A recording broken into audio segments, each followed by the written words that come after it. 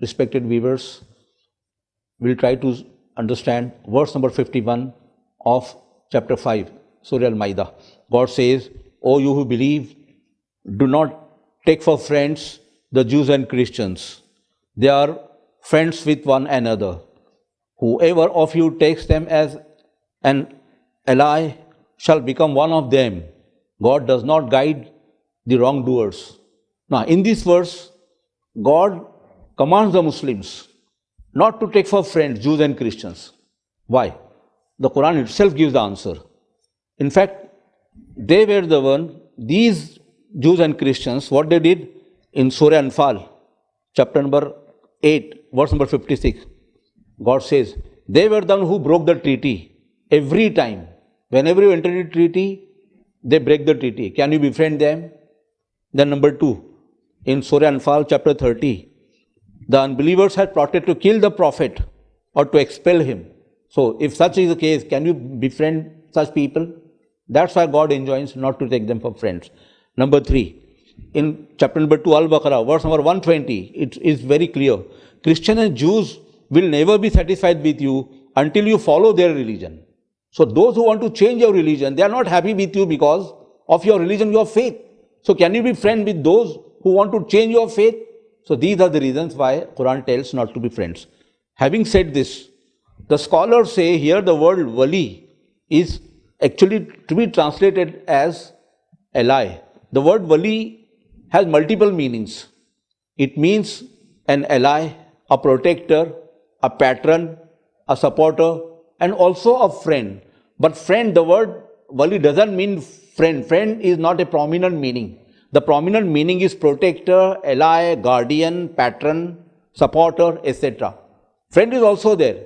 So what is the correct translation? O Muslims, don't take as an ally or protector or guardian the Jews and Christians. Why? Because you are in a state of war.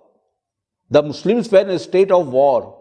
It was not the period of the state of peace, because within a span of 5 years, the Muslim had to face 3 wars.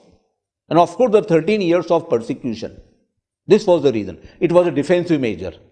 It was not an offensive one. Now, having said this, there is another interpretation. Scholars say this is addressed to the hypocrites among Muslims.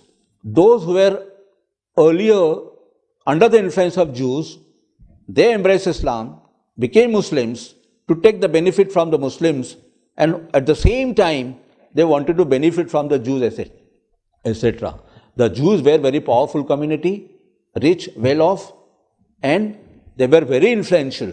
So, in this verse, God, cautions them. Whom? The hypocrites. You don't hobnob with them. Otherwise, what will happen? It is quite possible that you will be influenced by them, because they were new converts. They did not know much about Islam. That is one. Secondly, Islam was in a defensive stage. Security was the topmost problem of the Muslims. And these hypocrites, they were the agents of Jews. They were security threats. So, thus in this word, they were exposed.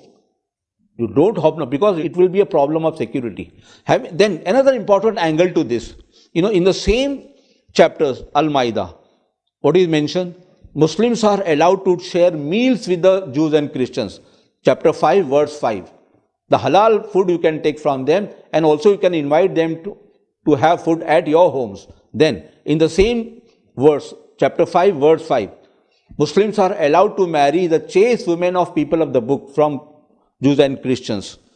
So, then another important thing, is Quran the only book which gives such an instruction to its followers? If you see the Bible, there are more than 100 verses in which the Bible commands its followers, the Christians, not to take for friends or not to join hands with the non-Christians.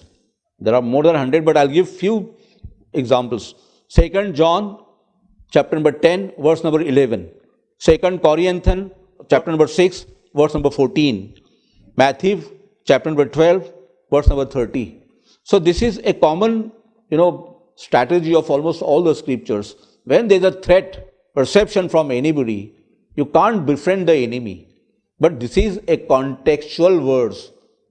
Not that you have to, be enemy with all.